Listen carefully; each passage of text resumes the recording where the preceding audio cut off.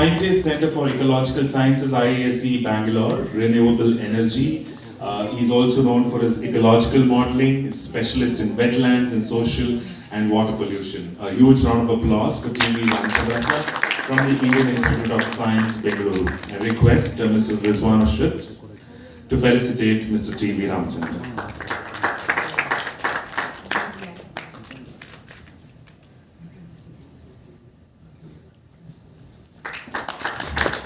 Thank you, sir. So, sir, to please present his. Yeah, good afternoon to everyone. Thank you very much for inviting me to share a few hours with all of you.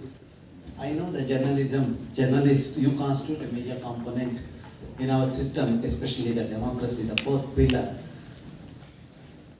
That works if you are unbiased. When I look at some of the newspapers of today, I see there is a biased opinion. So probably I am talking to a group of people today who do not belong to that category. With this, today I am going to talk about water sustainability in Bangalore and what we need to do it. You know, let's look at the hydrological cycle or a water cycle. You know, we all know that it rains, but one of the important things we need to know is the process of infiltration. You know, how much water goes to the underlying layer. That is the water that is available during the post-monsoon period.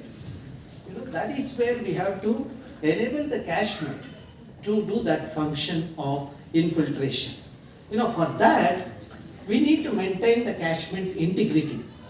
You know, the physical and chemical integrity of the catchment has to be maintained. You know, Karnataka was in the forefront as far as the watershed programs were concerned.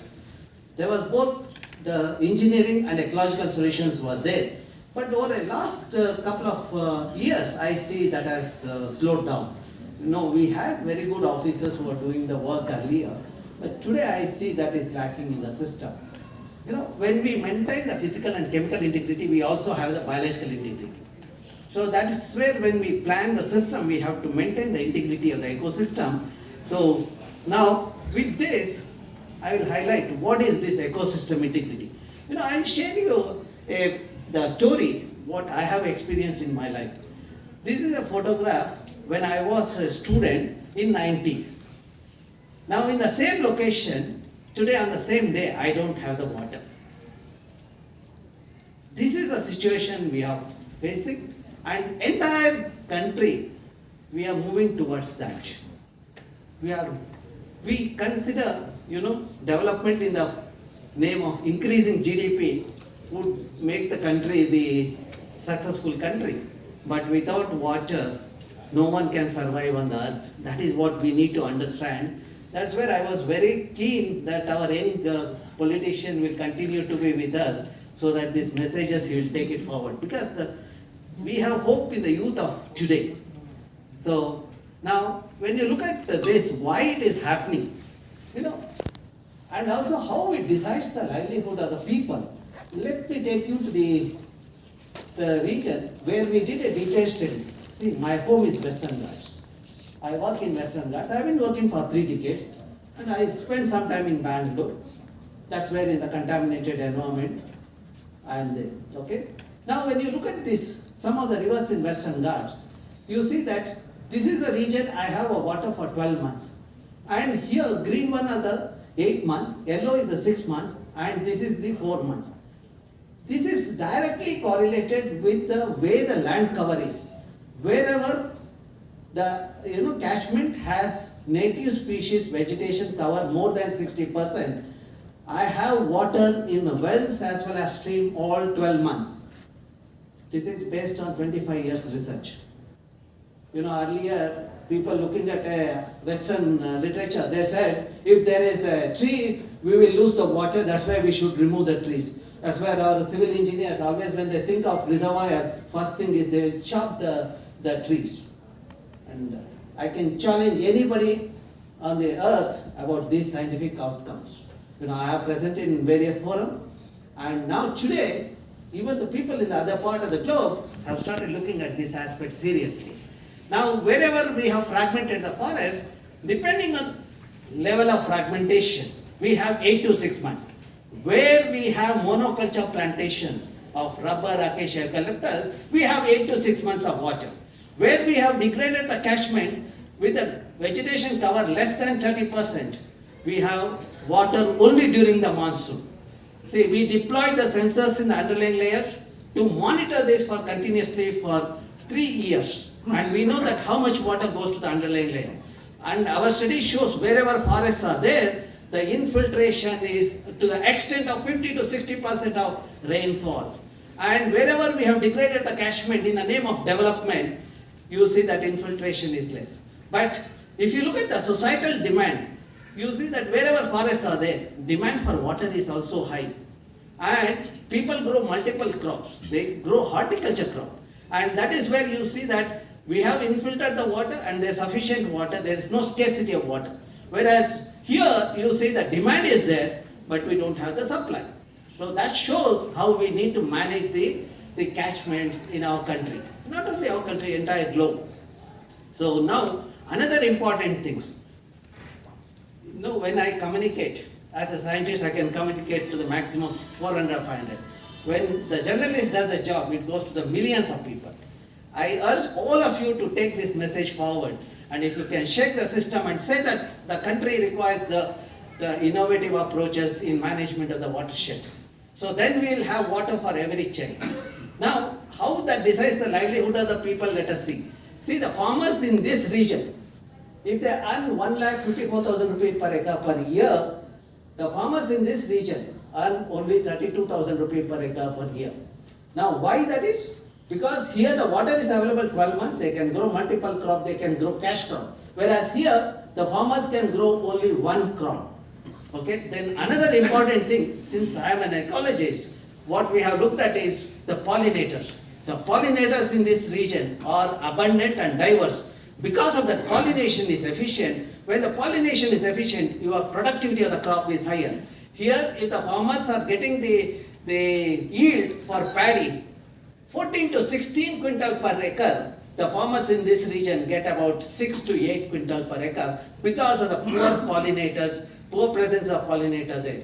So now, the country being agrarian, 65% of the people are dependent on agriculture. You know that if you have to increase or double the income, what you should be doing. We should invest on the watershed program, not with the civil engineering approaches, the ecological approaches. Then only we will have water for everyone. What we published in the current science is available in public domain. The 4 rivers, my student continuously for 4 years they have monitored and we have come out with this interesting result. Now, what's my agenda of science? My agenda is to make sure the next generation has clean air and water. Okay? If they have clean air and water, they can live. And I have only one earth. This is applicable throughout the globe. And for that, we need to have a responsible decision making. We should not think about only GDP.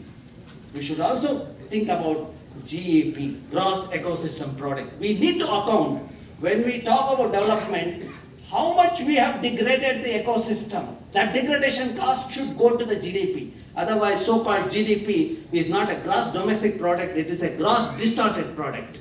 And we are behind that GDP. So that's where I have been pushing for the natural capital accounting and valuation of ecosystem services. The United Nations came up with a protocol. As a pilot, they asked me whether I can do it for the 10 districts in Karnataka. Corona helped me. When Corona happened, we were not allowed to travel. We have to sit in the thing. I was not getting any invitation, only few webinars. So I had a lot of my time to do the science. Not only for 10 districts, we did it for the entire Karnataka. The natural capital accounting and valuation of the ecosystem service. Now we know what is the worth of our forest, what is the worth of our agriculture ecosystem, and what is the worth of the wetlands. Now today I will share about the wetlands. Now, why do we require wetlands or lakes? Because sometimes when I am in Bangalore, people say that we do not, Bangaloreans don't require lakes. The lakes are required in the rural area for irrigation, etc. Such an illogical thing. To tell them we need lake, we have done the quantification. Lakes provide the provisioning services, provide the regulating and cultural service. Provisioning services is fish, We get fish, we get fodder, we get water, etc. And regulating services is the lake does the groundwater recharge and the moderates the microclimate. Then the cultural services is the recreation. See, even if that section of the society, if they don't eat fish, at least they require water, they require recreation, which means the lake is required for Bangalore. That is what we need to understand. Now, we looked at how many lakes are there in Karnataka. I mean the Karnataka Wetland Authority. When I am in the committee, people say, we don't have the record of the lakes in the Karnataka. And people come with all kinds of things. The lakes are not the natural lake, we should not account it and all those things. Fortunately, judiciary is doing the job. They came with the thing, all the water body, about 2.5 hectares is a lake or a wetland, we should protect it.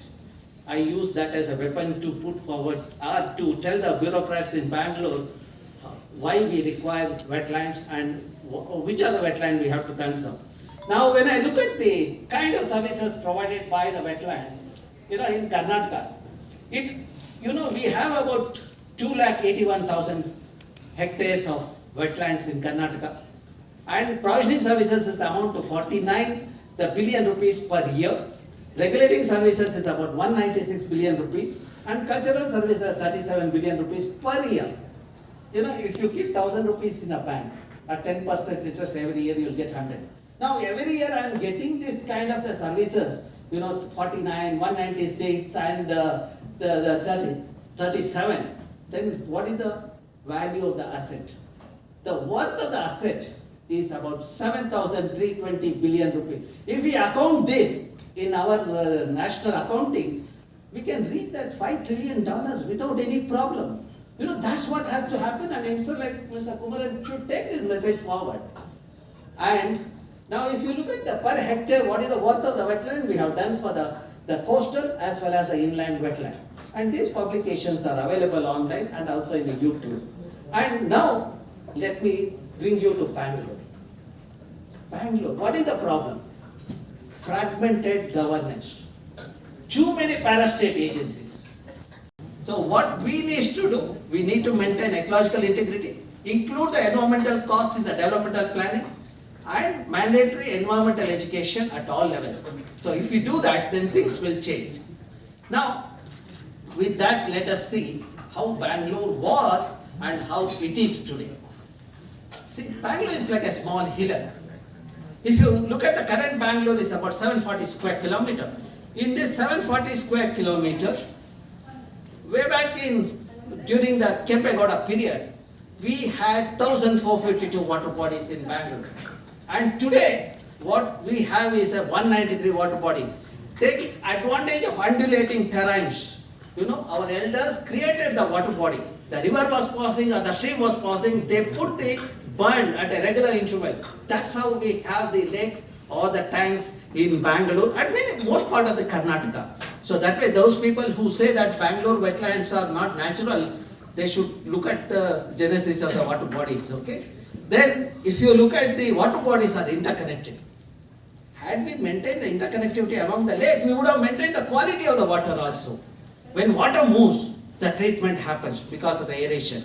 But today, if you look at the interconnectivity which was like this in 60s, today it's all fragmented. At every location where the fragmentations happen, when I go, there are influential people are sitting. See, the R.R. Nagar faced the flooding recently. Why the flooding happened? Because we have a film actor sitting on the Rajakaluve.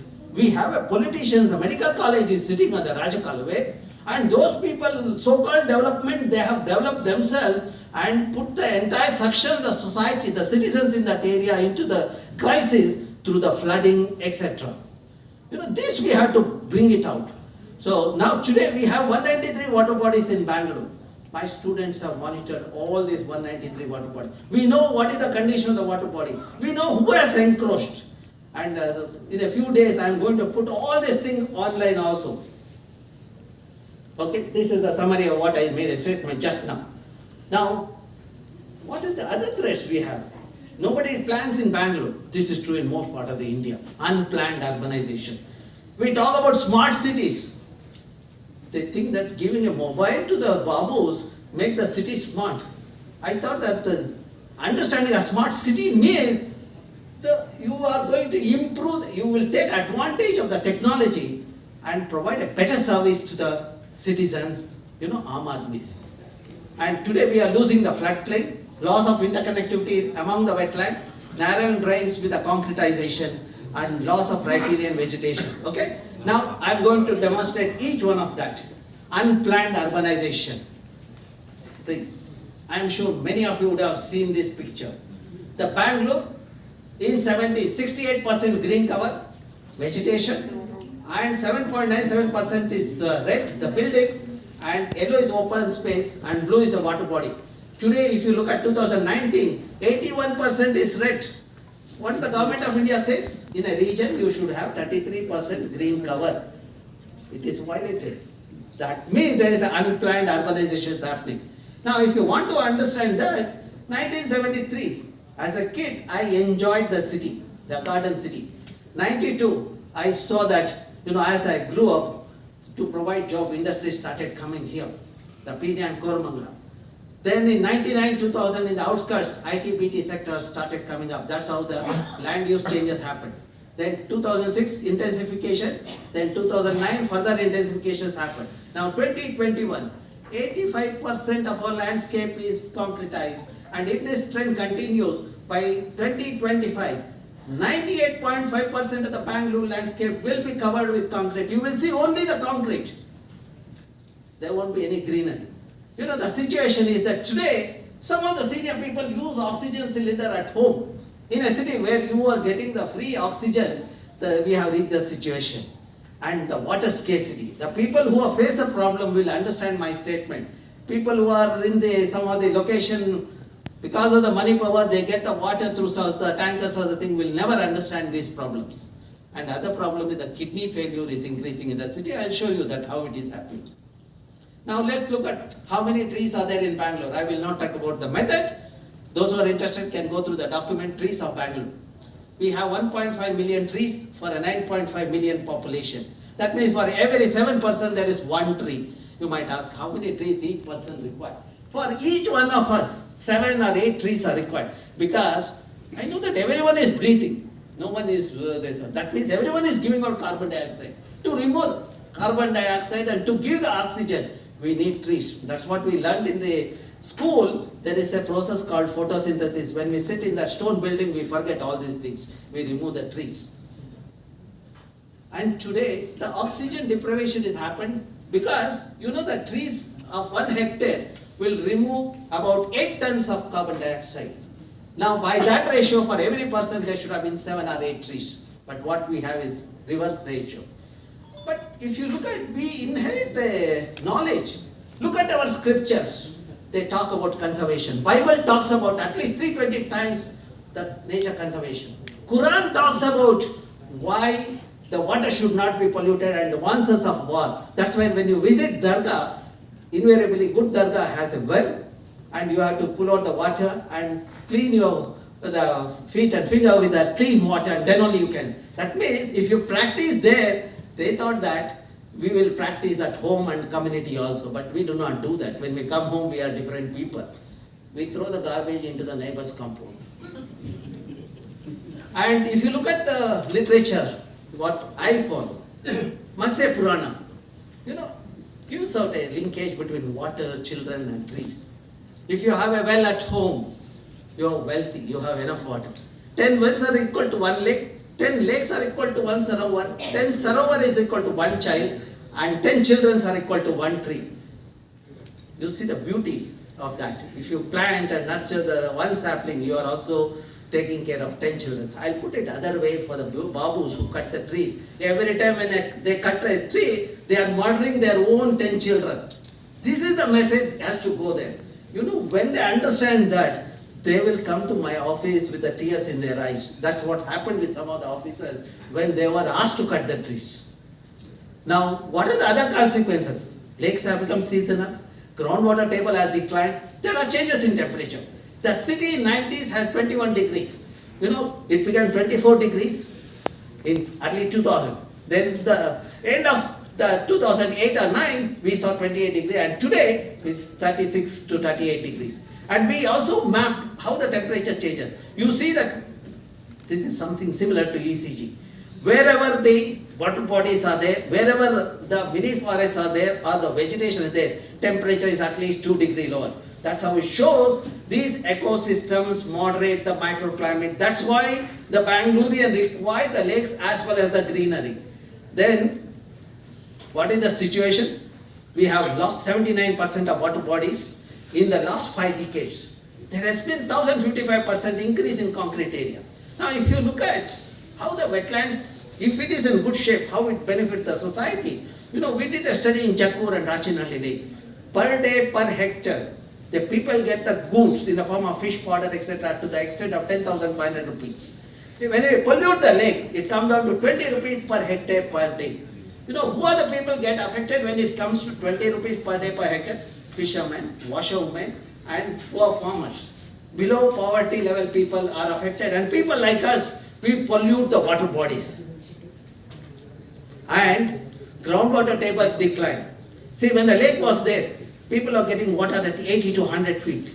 And removal of the lake in Nagashettihalli and other places, we saw the groundwater table going down to 600 feet. Today, we have gone down to 1,900 feet and there is no water. In fact, people from that locality, they asked me, requested me to visit their locality to give the solution.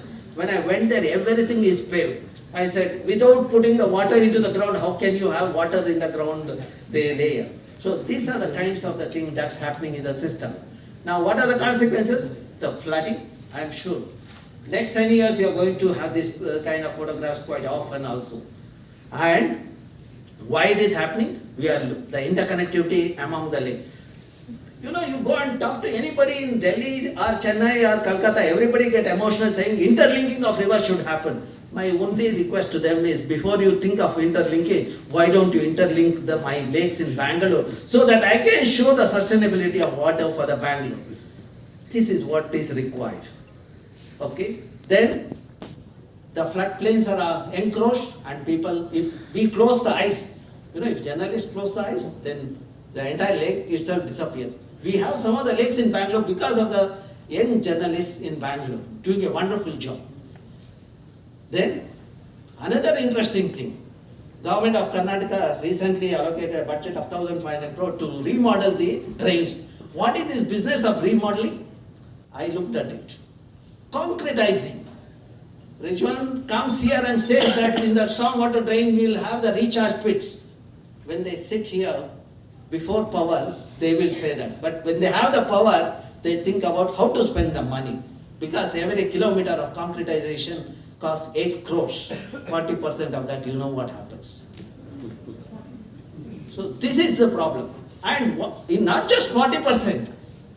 Look at the way they mismanage. See, when I look at a cadastral map, the width of the drain is 45 meters. But when I go and see there, today it's 20 meters. You know, to help the builders in the vicinity and pocket additional money. So this is the thing happening. You want me to stop? Okay, thank you. No, sir. Few more minutes you can carry on. Okay. No, few more minutes means 60 minutes also, few more minutes. Okay. Anyway, I will do that, okay? Don't worry. Okay. Then, I thought these are the information you people require. That's where I came with that. But had I known that, I would have talked like this one and would have said goodbye, all the best to your endeavor. We need the information. Okay, thank you. So now, you know, between two wetlands, the region is called a valley zone. As per the rule, that is to be protected or conserved. But what we have done, government itself comes with a SEZ in that region. Go to Bengaluru and Vartur, in between that valley zone, kind of violation is happening. Did any one of us question this? We do not do that. Why? Because we fear our life. And most of us don't even have spinal cord to question. Then, how the lakes are being abused? Say solid waste dumping happens. We have the solid waste rule of 2016. Beautiful. We have construction demolition waste rule also. But there is no processing site in Bangalore even after 5 years. And we encroach the lake. See, encroachment is easier. But bureaucrats are unable to evict them. I always tell my students, come, We will set up a research institute in one of the lake, because encroachment is very easy. And after my death only eviction might happen if there is a sincere fellow comes to the rule. And it won't happen till we wake up. And you know the kind of waste comes to the water body. This Bengaluru was receiving 500 million liters. And those who are away send it through the tanker. So that means everyone contribute to the thing. And you have night operations. I request journalists, young journalists to do this night journalism also. You know when I say night journalism, near the lake, okay, not any other place. Okay, so then you will find out, you know the heavy metal and all those things is getting into our water bodies. And you know when the water body gives the froth, when does the man give the froth? Sickness, no? That means my legs are sick. And when the fire you see, when I die, they lit it, no? But in Bangalore already fire is there on the water body. I have visited many countries. Nowhere I saw the coexistence of fire and water. No, only in Bangalore, Babus have shown me that. And what is the solution for the froth to come to the road? See, Babus come up with this theory, put a barricade. And they said, oh, they have come up with an innovative model. I wrote an article saying that it is an ad hoc decision for 4 days. And they called me and said, anyway, you are a critic, we have understood you, so we will not worry too much of you. Then I said, 4 days you wait, I said, as I predicted, 4th day it passed the thing. And again the froth came on the road. But in the process they had wasted 2 crores. So I will not highlight more on that.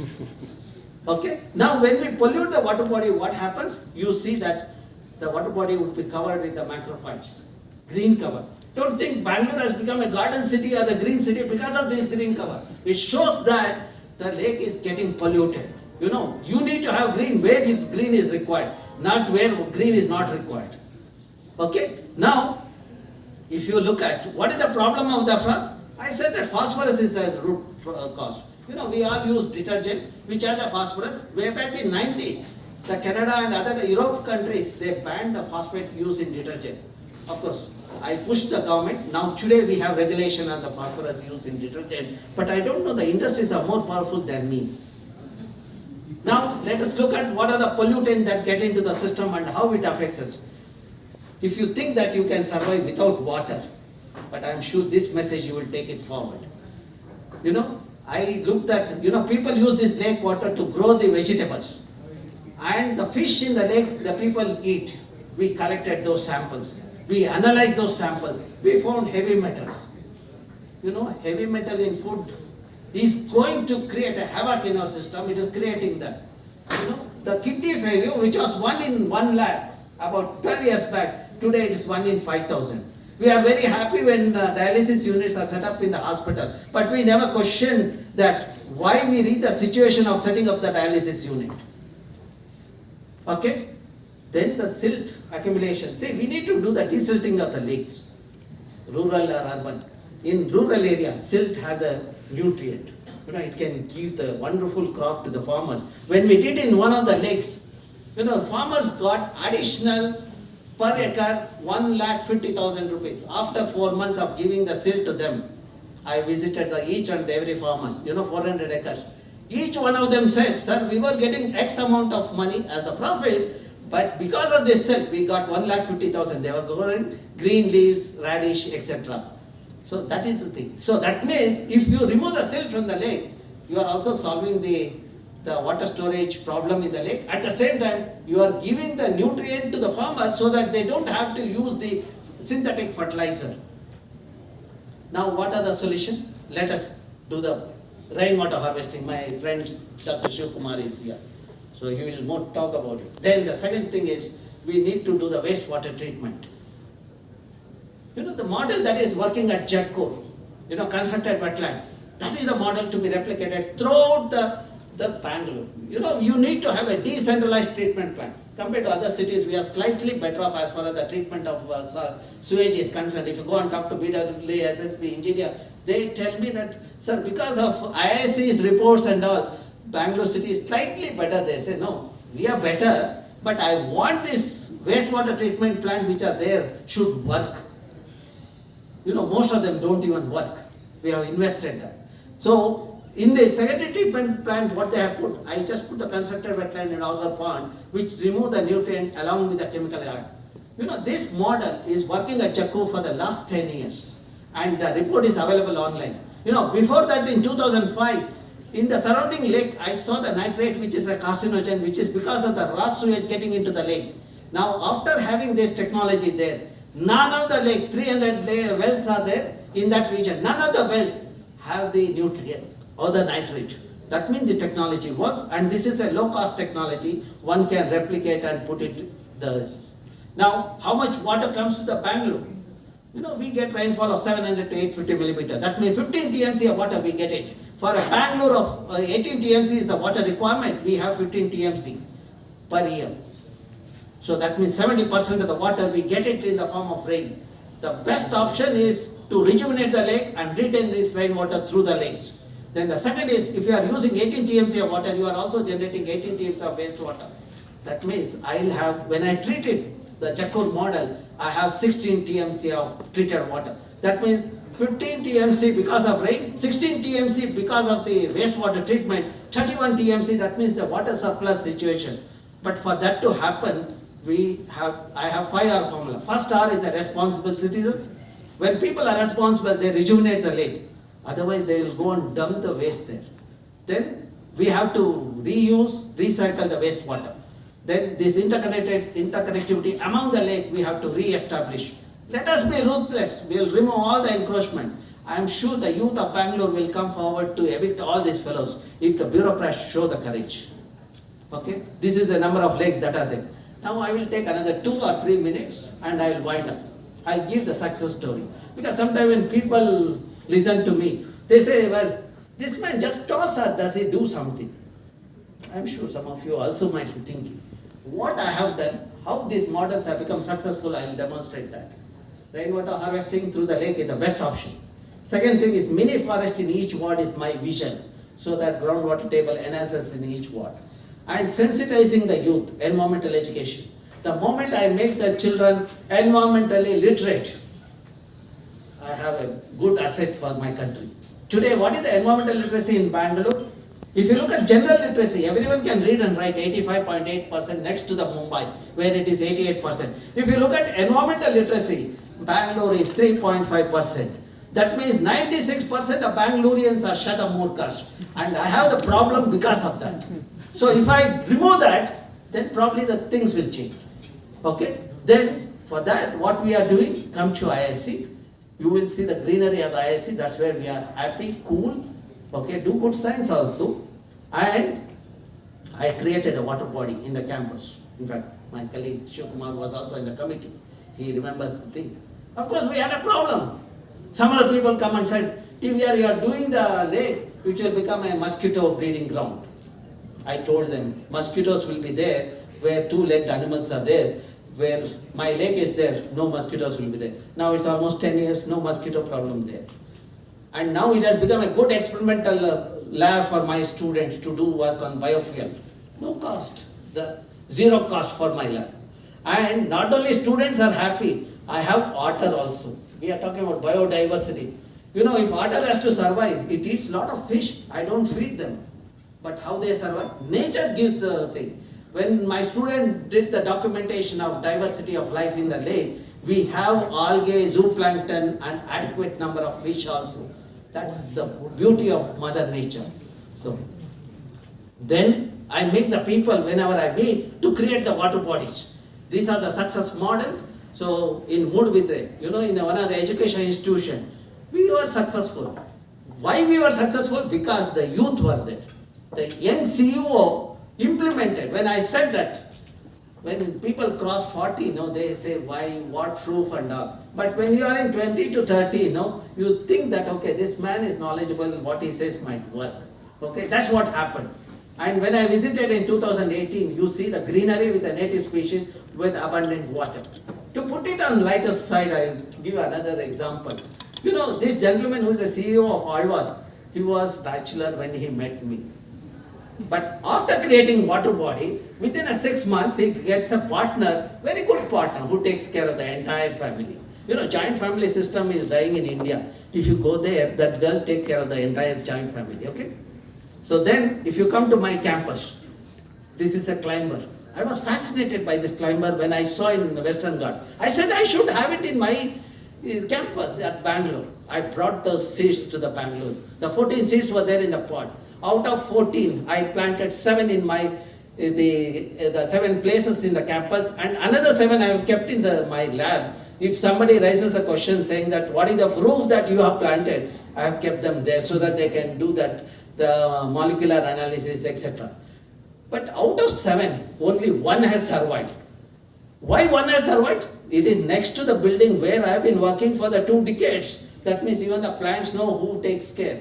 Our children don't even know, or we are not sure whether children will take care of us. So at least plants you can rely upon. Okay, in front of that building we created a mini forest in a region of 2 hectares which was dominated by Parthenium. 49 native species were planted way back in 90s when I was a student. 500 sapling. Today you go to the place and see, you get a feel of the rainforest. And more importantly, groundwater table at that time is 150 feet. Today I have the water at 10 to 15 feet. If somebody disproves this, I will accept that. Okay. This is the model to be replicated in every ward in Bangalore, every village in our country, so that we will have water for everyone. You have jal-nal program. If there is no water, Nal will not have water. For that, you need to implement this, okay? Decentralized models, okay? Then last thing, how do I sensitize the children? They do the environmental education, the mapping of the water body, monitoring the water body, monitoring the park, the greenery, etc. And I give them a forum wherein they can come and do the presentation. I've been organizing a symposium popularly known as Lake Symposium, which is a forum for international delegates and national delegates. The children who are partners in our program, they also become a delegate here. They attend all the 3 days. 4th day, they do the presentation. And that's the most popular thing. In the process, the capacity building happens. When the capacity building happens, they become sensitive, the sensible human being. The country requires sensible human beings, because when human beings are sensible, they will be responsible so that they take appropriate decision, so that when we end our journey, we will have enough water. So this is the children's what they are doing. This is how the capacity building program we do. And also for the people working in industry, I offer a course on environmental management and solid waste. The details are available online in the portal. You can write to me, and on YouTube also you can listen to me. If you want to listen in Kannada, you can do that. Okay, there are 15 minutes presentations also there. And this is the portal. You can see all my publications. Okay, then the credit should go to my young students who does a wonderful job, so that I can showcase in a forum like this, so that you will take this idea forward. This should not be an article for tomorrow. This should be an article for the rest of our life. Thank you very much.